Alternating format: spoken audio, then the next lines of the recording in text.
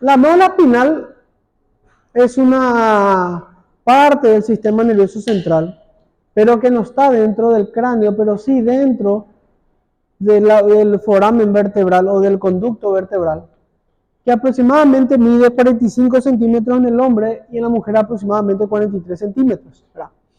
Es el encargado de transmitir los impulsos nerviosos motores y sensitivos a través de la médula espinal.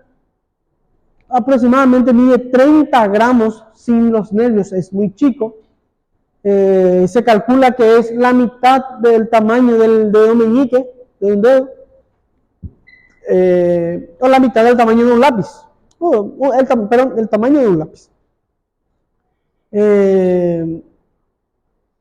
Empieza a nivel de C1 y termina a nivel de L3, L2, L3.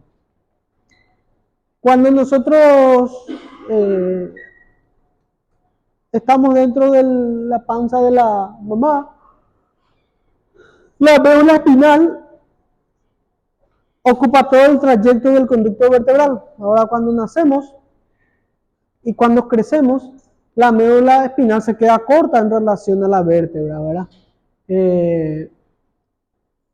Esa médula va a estar protegida por un sistema óseo, que es el conducto vertebral o conducto raquídeo. Acuérdense que el conducto vertebral son las fusiones de todas las vértebras formados por sus orificios o forámenes, el foramen vertebral, ¿verdad? Un foramen raquídeo, ¿verdad? Que delante, este no funcionó.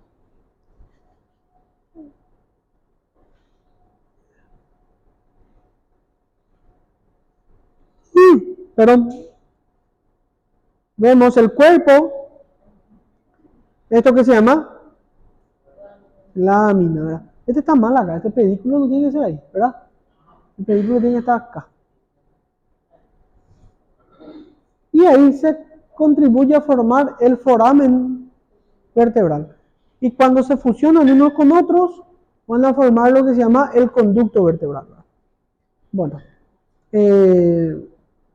límites. ¿De dónde viene? A partir de anatómicamente, de C1 hasta dónde? Hasta L1, L2. Entonces, anatómicamente de C1, L2 y hasta L1, L2. Pero acá van a ver lo que se llama la decusación piramidal. ¿Y qué es lo que es la decusación piramidal? ¿Cómo se llamaba esto? Protuberancia o puente. ¿Y este? ¿Y este? Veo la espina. Bueno, ven acá que este se va hacia acá y este se entrecruza hacia acá las líneas. Acá, ¿no se ve?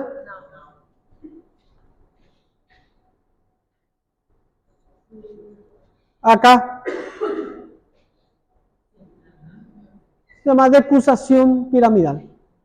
Algunas fibras se van hacia el otro lado y unas fibras vienen al otro lado. Eso lo voy a mostrar cuando vemos vías piramidales, ¿verdad? Bueno, esa, desde ahí para abajo, decimos de que es médula espinal. Desde ahí para encima se llama bulbo raquídeo, ¿sí? ¿Hasta dónde? Hasta 1L1, L2. ¿Y de qué se encarga la médula espinal? De mandar algunas estructuras que se llaman los nervios raquídeos, ¿sí?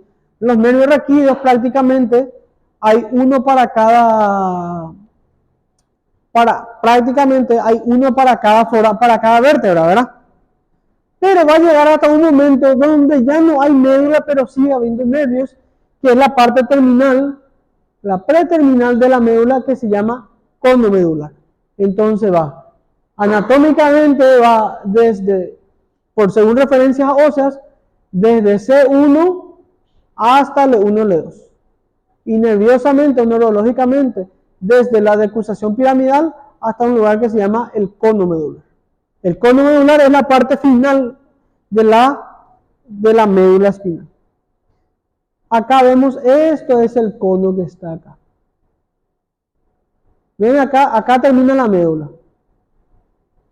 Y ese es el cono medular. Bueno.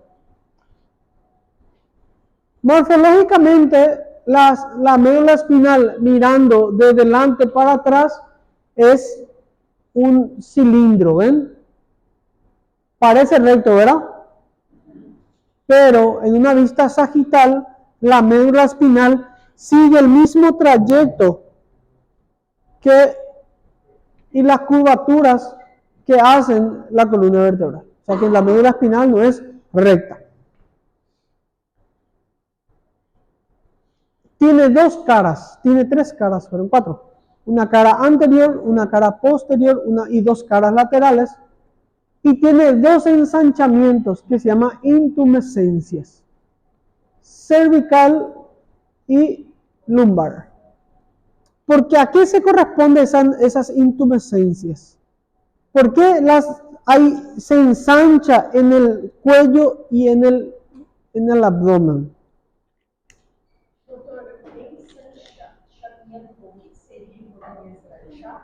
Hincha. ¿Por qué? Porque de esta parte va a salir dos sistemas de plexos, ¿verdad? Que es el plexo cervical y es el plexo braquial.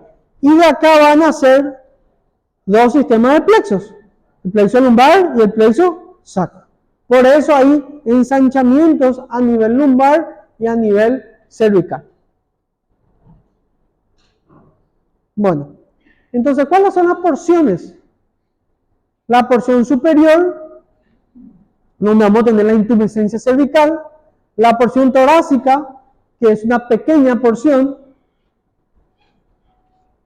que es más fina, donde va a salir solamente nervios intercostales, o antes de llegar nervios intercostales, y por último tenemos la porción lumbar, donde va a terminar en esta parte que está acá, eso se llama el cono medular.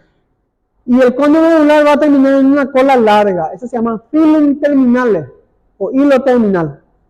Y antes de esto, esta pequeña porción se llama precono. Okay. ¿Dónde va a terminar la médula espinal? Va a terminar en el filum terminal. Esta es la configuración interna de la médula. Tenemos la zona periférica, que es sustancia periférica blanca, y la zona central que se llama sustancia gris. La zona central tiene una forma de H, ¿sí? Bueno, de la médula espinal van a salir los nervios raquídeos, ¿sí? ¿Y cómo yo sé cuál es anterior y cuál es posterior? ¿Qué es un surco? Un camino donde forma un espacio adentro, ¿verdad? Bueno, hay un surco que es el surco medio anterior o surco ventral. Es este surco que es bien marcado, que determina de que está hacia la cara anterior. El surco dorsal o medio posterior en realidad es una pequeña fisura nada más. No está marcado como el surco. Entonces, para diferenciar cuál es la cara anterior y cuál es la cara posterior, lo primero que tengo que ver es el surco. Si está más marcado hacia adelante, es el surco medio anterior, es la cara anterior. Y si está menos marcado hacia atrás, es el surco medio posterior, o sea que es el posterior. Otra cosa que no determina cuál es la cara anterior y cuál es la cara posterior son las raíces nerviosas. Acá, ven este surco medio anterior, entonces hay surco látero anterior, derecho, látero anterior izquierdo. Por ende, ¿dónde van a salir algunos ramos del nervio? ¿Verdad? Esto en realidad es el nervio raquídeo, ¿sí? El nervio raquídeo se compone por dos fibras, una fibra anterior, que es esta, y una fibra posterior, que es esta. ¿Por qué se caracteriza la fibra posterior? Por tener un ganglio. Entonces, posterior, ganglio. También eso es la forma de diferenciar cuál es anterior y cuál es posterior. Doutor, na prática dá para ver bem esse ganglio. La médula sí, los nervios casi muy difícil. Mais seco. Sí. Entonces, ¿cómo diferencio? Anterior, surco medio anterior o surco dorsal, ¿verdad? Que está bien marcado, hay un espacio. Y posterior, en las raíces posteriores tenemos esto, que es el ganglio. La raíz nerviosa tiene un ganglio. Otra forma de diferenciar, la sustancia gris tiene forma de H. Tiene un asta anterior, tiene un asta posterior, tiene una comisura que va a unir ambas astas de cada lado y tiene esta pequeña asta que es lateral. ¿Cuál es más marcado? ¿Cuál es más fino? El asta posterior. Pero si yo veo desde configuración externa nada más y solamente tengo la médula, tengo que buscar el surco. Si tengo todo cortado ya es diferente. Bueno, en neuroanatomía los cortes tienen nombre, ¿sí? Este corte que vemos es un corte transversal. El corte transversal se llama de Fletching. Fletching. Corte de Fletching o corte transversal u corte axial también se llama. El corte que vemos de delante para atrás, así, ¿cómo se llama este corte? Coronal. Se llama Charcot. Coronal de Charcot. C con C. Charcot. ¿Sí? Fletching. Fletching. Fletching. Así como suena.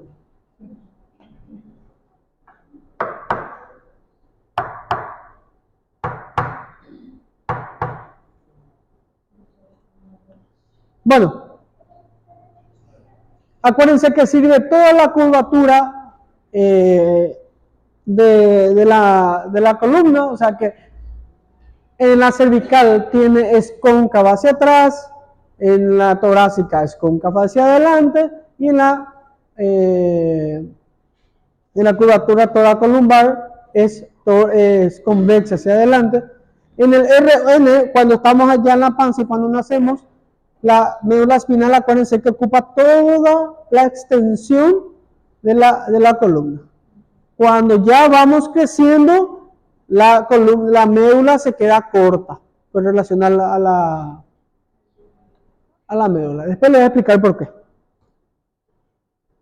Bueno, anatomía macroscópica. ¿Qué es lo que vamos a ver macroscópicamente? Vamos a ver de que tenemos las raíces de los nervios, nos van a enmarcar 4 caras. Entre las raíces anteriores, la cara anterior, entre las raíces posteriores, la cara posterior, y entre las raíces, la cara lateral.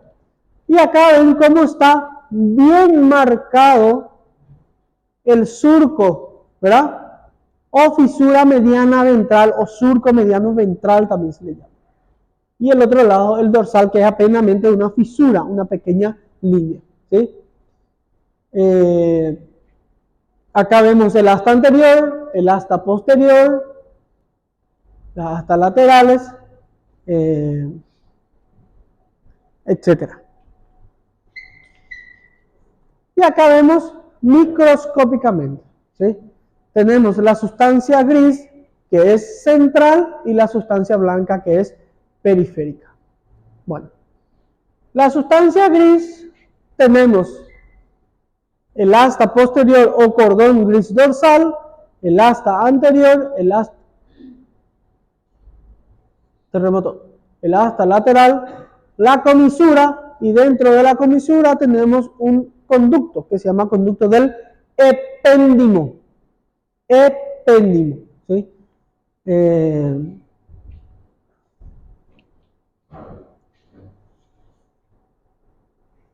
Acá.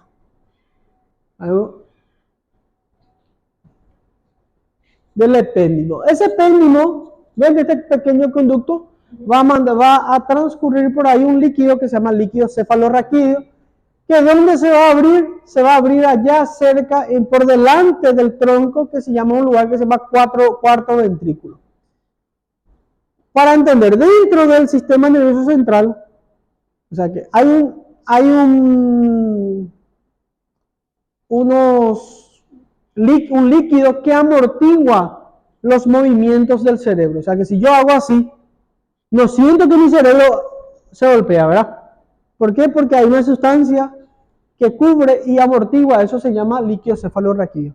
Y el líquido cefalorraquídeo, esencialmente, o generalmente, o en forma a grosso modo, le cubre por fuera y hay algunas partes donde entra por dentro. En los lugares donde se acumula por dentro se llaman ventrículos, ¿sí? Y hay 4 ventrículos, y uno de los ventrículos se llama el cuarto ventrículo, y ese cuarto ventrículo está comunicado con el epéndimo. Bueno, este es un corte real, donde vemos el asta posterior o asta dorsal, el asta anterior o asta ventral, y acá este es la pequeña en realidad, este es el asta, este que está acá es el asta lateral. La sustancia blanca, y la sustancia blanca se divide en, acá voy a mostrarle, en este, se divide a través de cordones nerviosos, que se llama, este es el cordón anterior, ven acá, esto todo es el cordón lateral, y este es el cordón posterior o cordón dorsal, ¿sí? Cordón posterior, cordón lateral, cordón anterior, hasta anterior, hasta lateral, hasta posterior, ¿sí?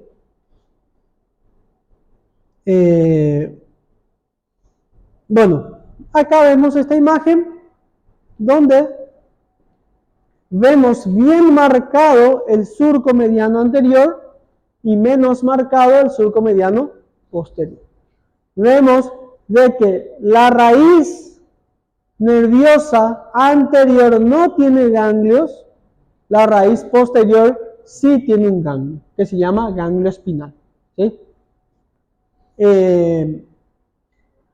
Vemos que el asta anterior es más redondeado, que está unido por el asta lateral, con el asta lateral, y el asta posterior es más marcado, más agudo, y tenemos ambas sustancias grises unidos por una comisura, que adentro tenemos el famoso epéndimo, ¿sí?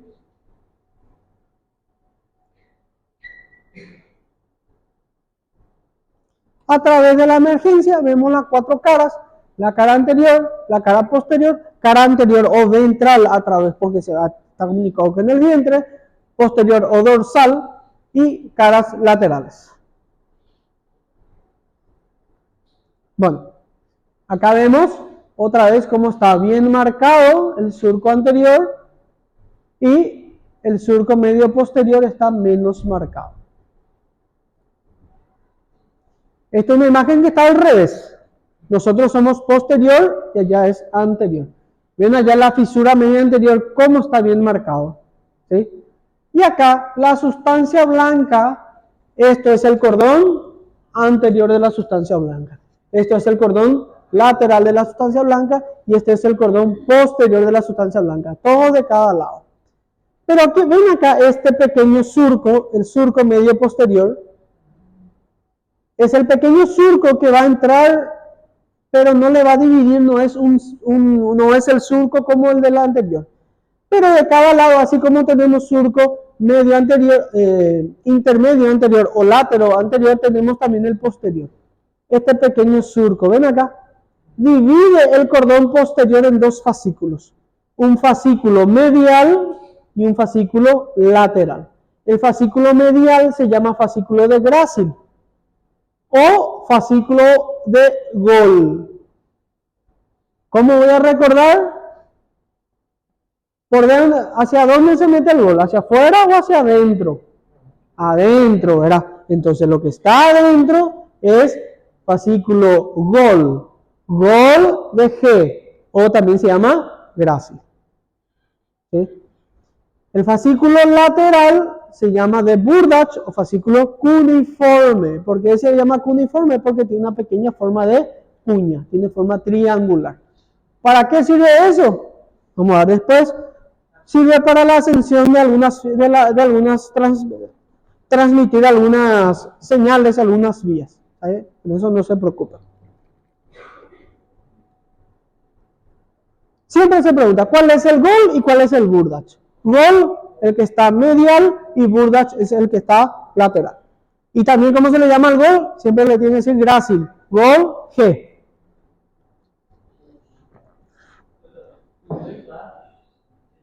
Sí. Gol del lado derecho, izquierdo, en este caso, y gol del lado derecho. Cada lado tiene sus fascículos. Esto es un corte de fleshing, ¿sí? Donde vamos a ver de acuerdo a las edades y de acuerdo al sitio anatómico, vemos la configuración interna de la médula espinal. ¿No puedo abrir? Bueno, ¿esto cómo se llama? El surco medio anterior. Este es el surco medio posterior. Esto, o también se llama cordón gris anterior. ¿Sí? Lateral. Esto es cordón blanco anterior. Esto se llama fascículo de, y esto de burdach. Burdach. Bueno, la raíz, todo esto va a generar unos nervios, ¿sí? Un nervio por donde va a salir la información y un nervio por donde va a entrar la información, ¿sí? Por donde sale, generalmente es la anterior. Por donde llega, generalmente es la posterior. Bueno, la raíz posterior tiene un nervio espinal que está aproximadamente de la médula 1 centímetro, ¿sí? Entonces, ¿qué este ganglio es? ¿Es axón y dendrita o es cuerpo neuronal? Cuerpo neuronal. Acuérdense, ¿dónde encontramos? Ganglio. Ganglio significa acúmulo de células. ¿Sí? Eso significa un ganglio. Que pueden ser ganglio, acúmulo de células linfoides, que se llama ganglio linfáticos. Y acúmulo de cuerpos neuronales, que se llaman ganglios nerviosos. Hay nervios que tienen ganglios. Por ejemplo, el trigémino, existen el ganglio ciliar, el nervio frontal, etcétera, etcétera, el ganglio óptico, ¿verdad?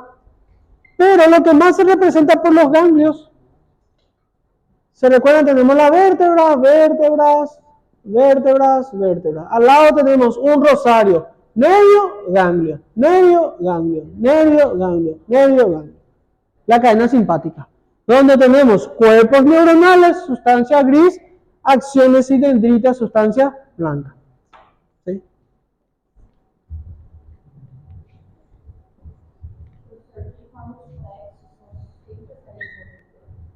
Sí, todas las raíces anteriores son las que forman los plexos.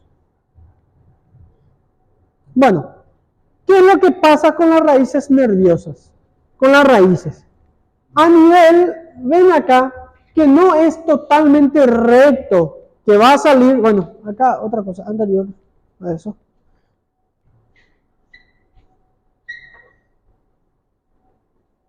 Estas raíces nerviosas van a salir por un agujero que también forma las vértebras, que se llama agujero de conjunción, ¿sí? Que van a estar entre una vértebra y otra vértebra. ¿Entre qué? Entre el pedículo y la apófisis articulares de cada vértebra. Forman acá con el ligamento, con la articulación, el disco intervertebral, forman un pequeño foramen, el foramen o agujero de conjunción. Por ahí van a salir estas raíces nerviosas. ¿Sí? Salen las raíces nerviosas y se ramifica toda la médula espinal está ramificada.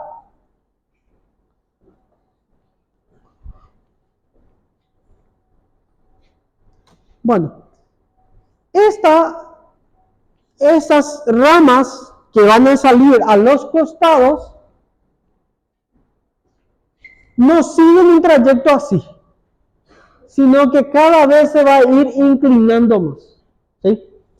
En la región torácica superior, allá de C1 a C4, prácticamente cada inervación, cada nervio va a seguir el trayecto paralelo del agujero de conjunción. Cuando se va acercando al tórax, ya va inclinándose. ¿Por qué? Acuérdense que nosotros crecimos, la columna vertebral creció, por eso creció el conducto vertebral, pero no creció más la médula se quedó ahí. Entonces, ¿qué va a pasar con los nervios? Si el nervio nació así,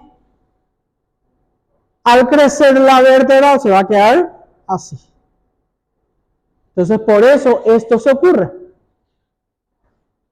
En la porción torácica es totalmente inclinada y para la región abdominal casi paralela ya es a la columna. ¿Sí? Esto que va formando así, ven acá, van a formar una ramificación, cada nervio va a formar un pelo y eso se llama cauda equina. Acá. Cauda equina. Esto ni le voy a preguntar. Que ni se estresen con eso porque ya no corresponde a nosotros. Esto les voy a explicar enseguida. Bueno.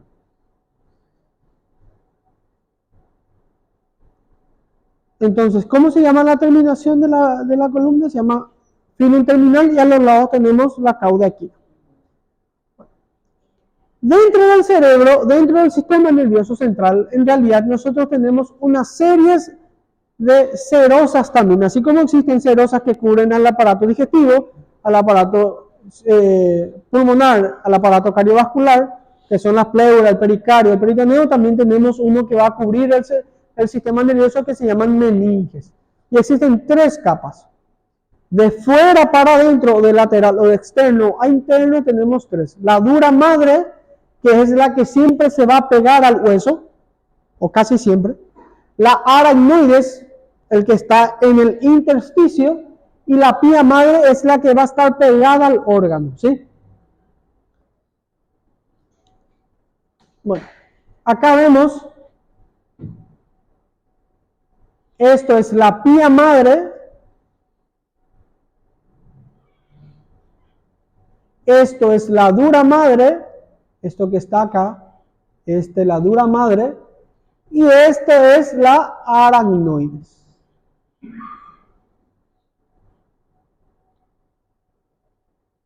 El que se pega a la médula se llama pía madre. Bueno, la dura madre va a formar un cilindro hueco, o sea que se va a pegar al hueso y va a formar un cilindro, ¿sí? Ese cilindro se va a extender hasta más o menos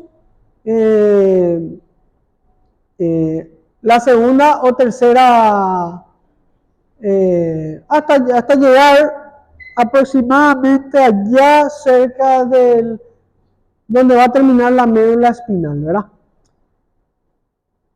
Y por fuera de esa dura madre, entre el hueso y la dura madre hay un espacio, el espacio extradural o epidural. ¿Qué tiene ese espacio extradural o epidural? Acá vemos hueso, acá vemos la dura madre y acá vemos entre el hueso y la dura madre vemos esto, ¿ven? Que es un sistema venoso. Y ahí, ¿qué se ve? Se ve grasa. Ven acá, grasa o tejido graso perimedular con los vasos perimedulares. ¿Para qué sirve esto? Esto es lo que permite que la médula no choque directamente con el hueso, ¿sí? Sino que amortigua los golpes de la médula. Por eso, por ejemplo, Neymar en el 2014, cuando se le golpeó, ¿verdad? Neymar era, ¿verdad? Cuando James Rodríguez vino ahí, ¿verdad? No seccionó su médula, ¿verdad? Sino que le protegió este sistema que tiene. Otra cosa, como este espacio epidural está muy ricamente vascularizado, ven cómo tiene mucha vascularización, se puede meter un pequeño catéter acá y se libera algunos fármacos. Y ese fármaco, por una difusión, va a ir entrando a la médula espinal. Ese se llama la anestesia extradural o epidural. ¿Para qué sirve eso? Generalmente para los dolores crónicos, en aquellas personas que tienen mucho dolor. Doutor, você pode repetir aonde que vai fazer essa anestesia? Ali no tecido? Acá se mete un catéter. Otra aguja es totalmente diferente. La pía madre ya es una capa ya un poco más vascular y que es la que se pega al órgano, en este caso la médula espinal. Y va a mandar dos prolongaciones de cada lado hacia la otra capa que está desde dentro para afuera, que es la aracnoides, que se llaman los ligamentos dentados. Si esto es la aracnoides y esto es la pía madre, acá vemos, parecen unos dientes, estos ligamentos, ¿verdad? Se llaman ligamentos dentados. Y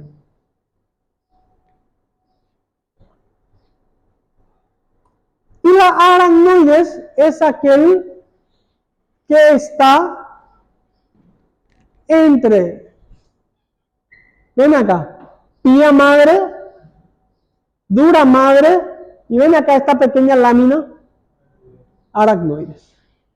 Y la aracnoides, entre la aracnoides y la pía madre, si yo tengo acá, si yo tengo dura madre,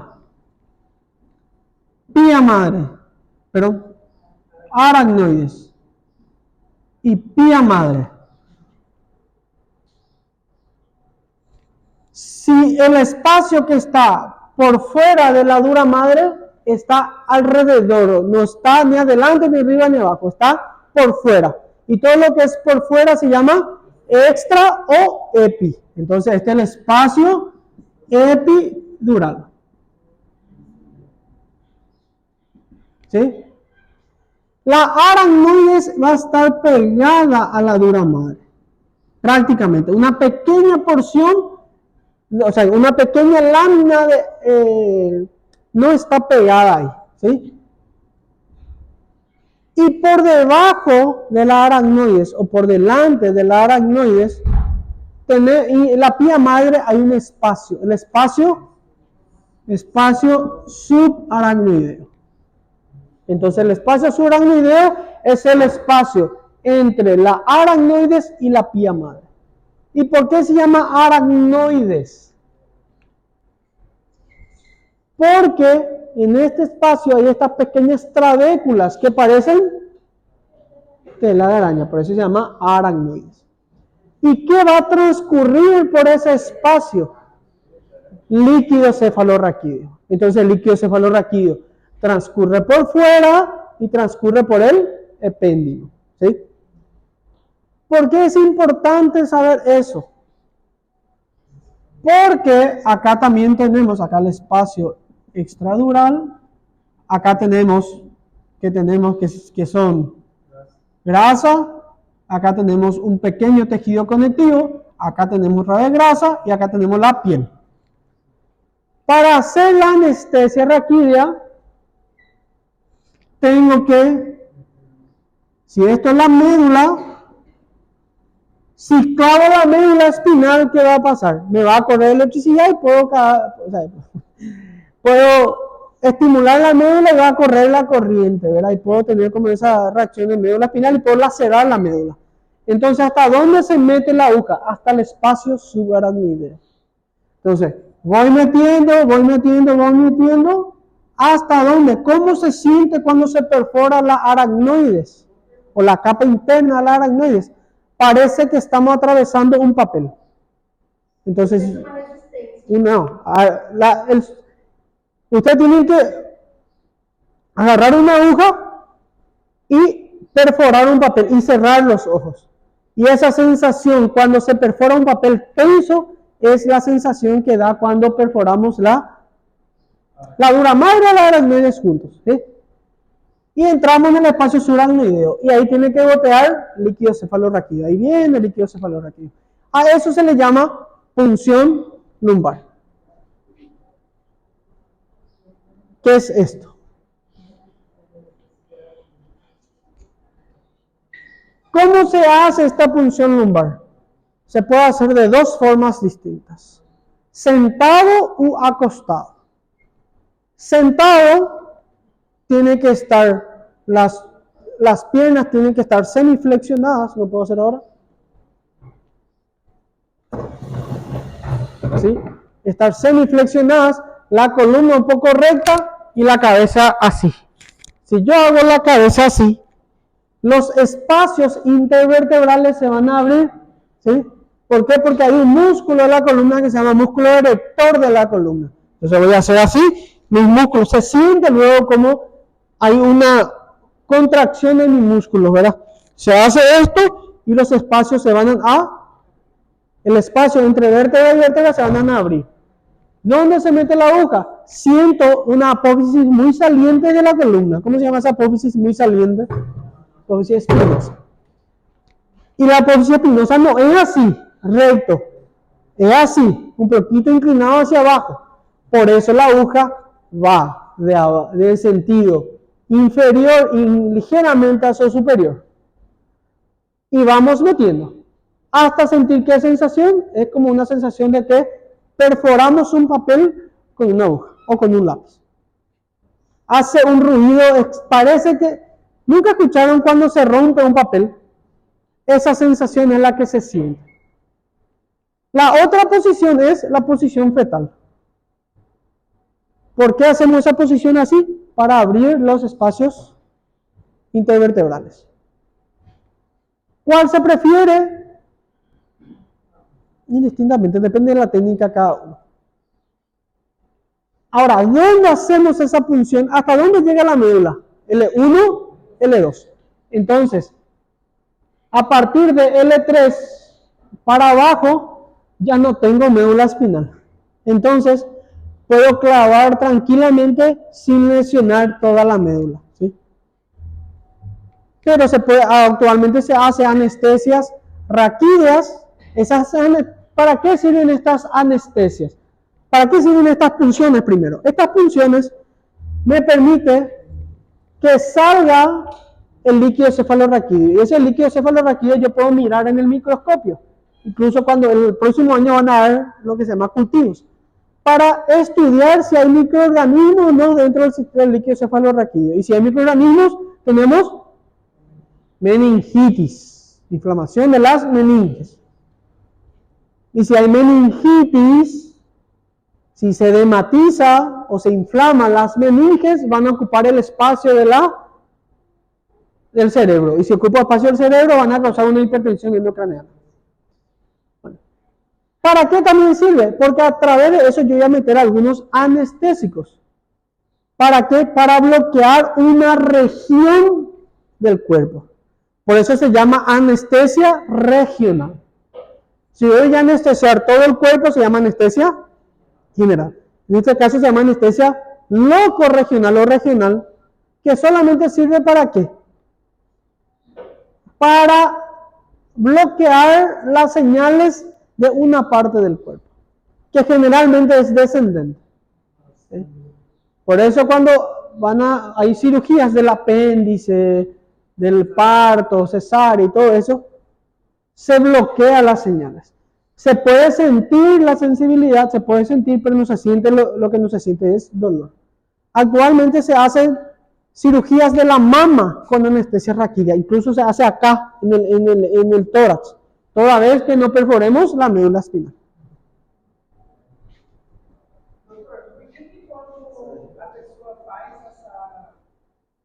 essa anestesia e dá uma cefaleia, depois ela anda antes de 6, 8 horas, dá uma cefaleia absurda, imensa? Se llama cefalea postpunción. Lo que pasa es como, ¿qué es lo que nosotros le causamos a la meninge? Es un trauma. Entonces, ¿qué va a hacer la meninge? La meninge es como si fuese que está inflamado y no nos permite hacer este movimiento. Si yo hago este movimiento, ¿qué pasa con como está inflamado? Está retraído allá atrás, tratando de cerrar el espacio, porque le causamos un... La meninge acá está como si fuese que empujada, parece que le estiramos la meninge así. Y si yo levanto la cabeza, más todavía estoy empujando la meninge. Si yo empujo mucho la meninge, es como si fuese que estoy comprimiendo el cerebro. Por eso se llama cefalea postpunción, se le llama eso.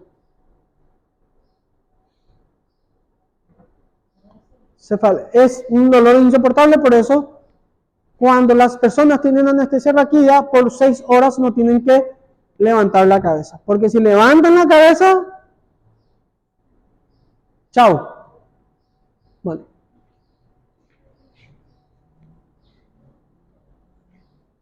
Entonces, pía madre, la capa más interna. La aracnoide tiene dos capas, una capa interna que está pegada a la pía madre y una capa externa que está pegada a la dura madre. Y en ese espacio se llama espacio subaracnoideo, ¿sí? Y por fuera tenemos la dura madre.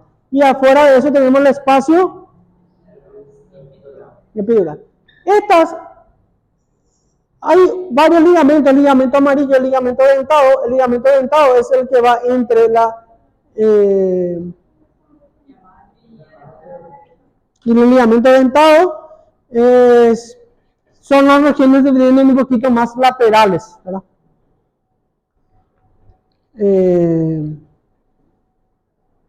Y acuérdense que las prolongaciones de las trabéculas de la aracnoides es la que le va a dar su nombre, que parece que las... Siempre hago así cuando botea las arañas.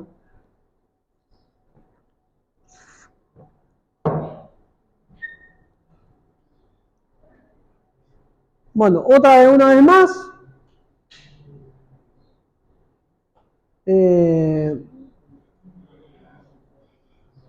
Una vez más todo, ¿verdad? Acá ya vemos de otra vista.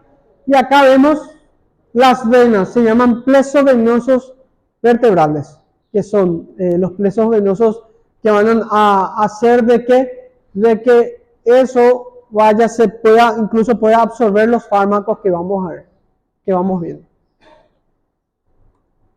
Bueno, las arterias. Miren acá.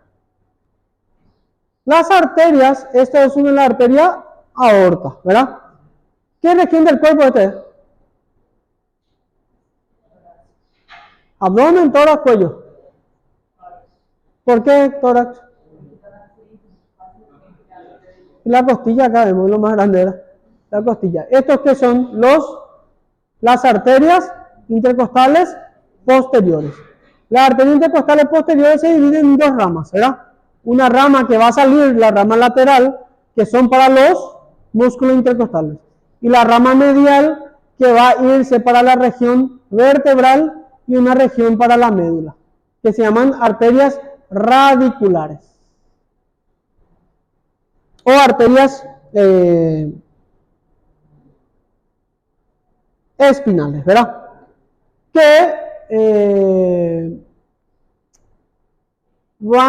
de acuerdo de cada región, van a recibir, por ejemplo, en la región torácica va a recibir de la arteria aorta, de la porción lumbar va a recibir la arteria aorta, y de la región cervical va a recibir de la arteria vertebral, y esto que significa pica, en realidad se llama arteria cerebral postero-interna, y hay una anterointerna, aica y pica, ¿verdad?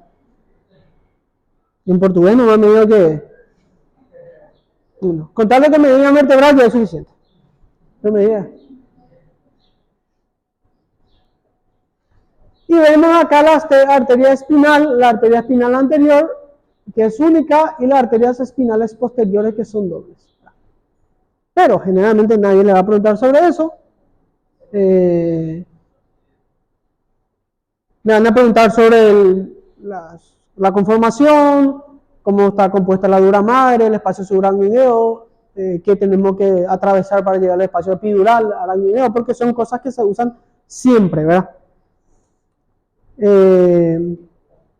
Bueno, Las venas tenemos varios sistemas colectores, tenemos los sistemas colectores anteriores y posteriores que van a estar en espacio, todos van a llevar al espacio extradural.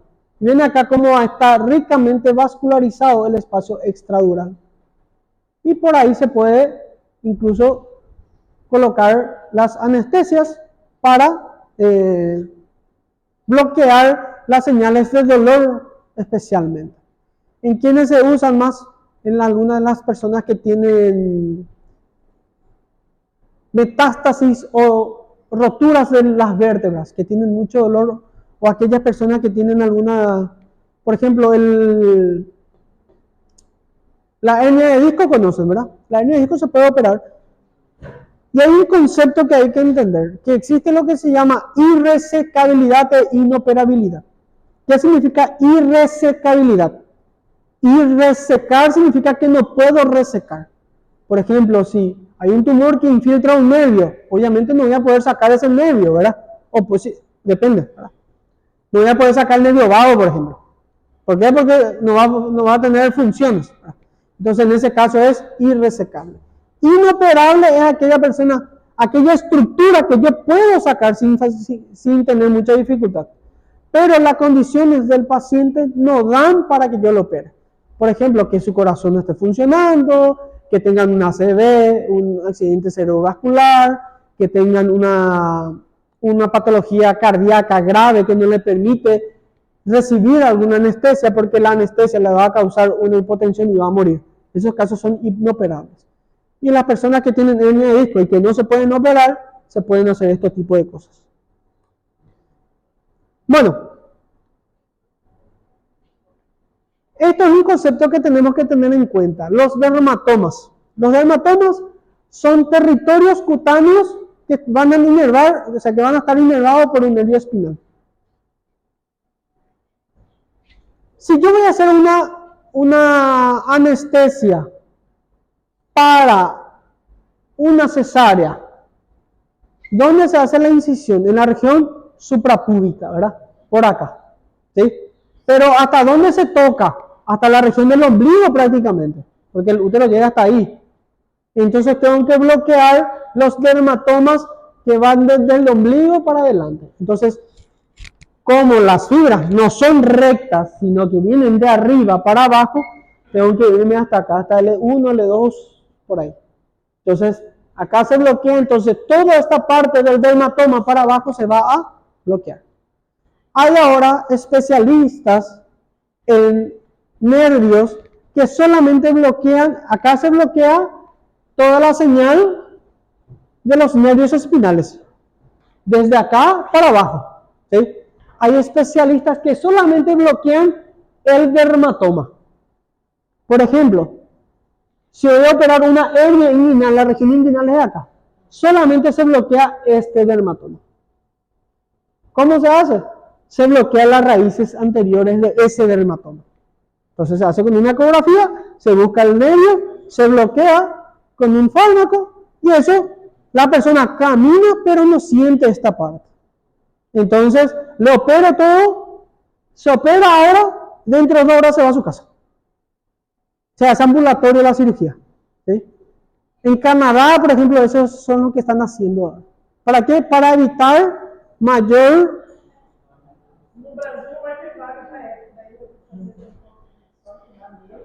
Se piensa nomás, pero ¿qué es lo que da mucho costo al hospital? La internación. ¿Por qué? Porque usa servicios humanitarios, usa servicios médicos y usa materiales. Entonces, cuanto menos menor gasto hospitalario, menos infección, muchas cosas, pero más el gasto hospitalario, ¿verdad?